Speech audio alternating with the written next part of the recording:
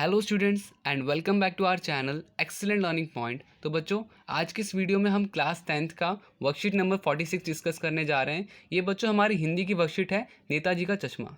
तो बच्चों, बिना किसी टाइम वेस्ट किए देखते हैं क्या है आज की पूरी वर्कशीट में, क्या है इस चैप्टर में। तो लिखा हुआ है, इस कहानी में व्यंग्यात्मक शैली में बहुत ही मार्मिक मुद्दे को उठाया गया है।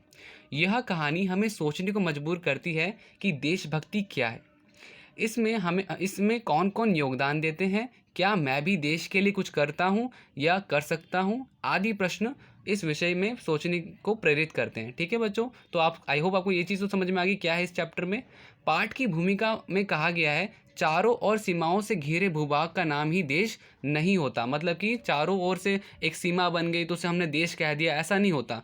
देश बनता है उसमें रहने वाले नागरिकों, नदियों, पहाड़ों, पेड़ पौधों, वनस्पतियों, पशु पंछियों से और इन सब के प्रेम करने का नाम ही देशभक्ति है। ठीक है बच्चों, तो क्या लिखा हुआ है, और इन सब से प्रेम करने का नाम ही देशभक्ति है। आई होप आपको समझ में आ गया देशभक्ति क्या होती है। तो जहाँ पर ये सारी चीज़ें होती हैं, नागरिक हो, नदियाँ हो, पहाड़ हो, पेड़ पौधे हो, और ये सारे एक दूसरे से प्रेम करते हैं, उसे क्या कहते हैं, देशभक्ति कहते हैं।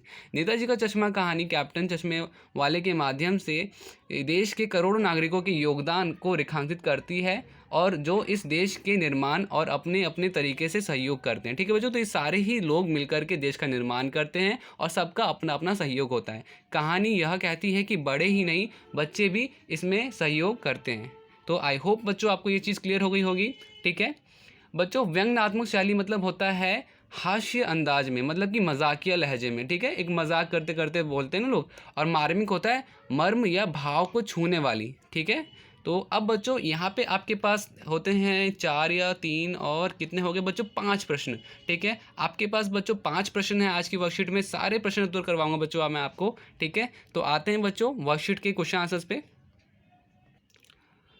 तो बच्चों, हमारा पहला प्रश्न होगा, नेताजी का चश्मा पाठ आपको किस विषय में सोचने को प्रेरित करता है। अभी जस्ट बच्चों हमने पढ़ा कि नेताजी का चश्मा हमें कई चीज़ों को सोचने पर मजबूर करता है। सबसे पहला जैसे कि देशभक्ति क्या है, कौन योगदान देते हैं, क्या मैं भी देश के लिए कुछ कर रहा हूँ या कर सकता हूँ। बच्चों हूँ में यहाँ पे ना मात्रा आती है। ठीक है, वो कंप्यूटर में टाइप करने वक्त में ये ऑप्शन मतलब हो नहीं पाता सही से। ठीक है, तो हूँ या कर सकता हूँ, ये अच्छे से आप लिख लेना। ठीक है, ये 3 बातों का हम सोचने पे प्रेरित होते हैं।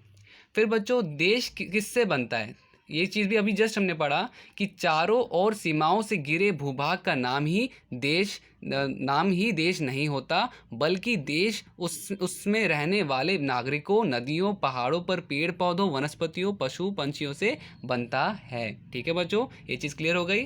फिर लेखक के अनुसार देशभक्ति क्या है। तो बच्चों लेखक आप लिख सकते हो यहाँ पे आंसर में एक लाइन और जोड़ सकते हो कि लेखक के अनुसार देशभक्ति अपने देश के सभी चीज़ों जैसे नदियों, पहाड़, पेड़ पौधे, वनस्पति, पशु पंछी से प्रेम करने का नाम देशभक्ति है। कोई दिक्कत बच्चों, इसमें काफ़ी इजी वर्कशीट आई है आज की। आई होप आपको सारी चीज़ें अच्छे से समझ में आ रही होंगी। अगर बच्चों सारी चीज़ें अच्छे से समझ में आ रही है तो प्लीज़ वीडियो को लाइक कीजिएगा, कमेंट ज़रूर कीजिएगा, और अगर नए हो चैनल पे तो चैनल को सब्सक्राइब कर देना, आपको एक दिन पहले आपकी वर्कशीट मिल जाएगी। ठीक है, ओके नेक्स्ट क्वेश्चन, इस कहानी के माध्यम से देश के लिए किस के योगदान की बात की गई है। तो बच्चों यहाँ पर क्या होगा, इस कहानी के माध्यम से देश के करोड़ों नागरिकों के योगदान की बात कही गई है, और जो देश के निर्माण में अपने तरीकों से सहयोग करते हैं, बड़े ही नहीं बच्चे भी सहयोग करते हैं। ये बात बच्चों हमने देखी हुई थी। ठीक है, आई होप आपको सारी चीज़ें क्लियर हो गई होंगी। नेक्स्ट क्वेश्चन आते हैं बच्चों, आप देश के लिए क्या योगदान देना चाहोगे। तो बच्चों यहाँ पर क्या होगा, मैं जिस भी क्षेत्र में रहूँगा अपनी पूरी निष्ठा, लगन और देशभक्ति से उस कार्य को करूँगा। भ्रष्टाचार को बढ़ावा कभी नहीं दूंगा, हमेशा देश की उन्नति के लिए कार्यरत रहूँगा। तो बच्चों यही था पूरा का पूरा वर्कशीट में। उम्मीद करता हूँ सारे क्वेश्चंस आंसर्स आपके लिए इजीली अवेलेबल हो गए होंगे और आपको सब कुछ अच्छे से समझ में आया होगा।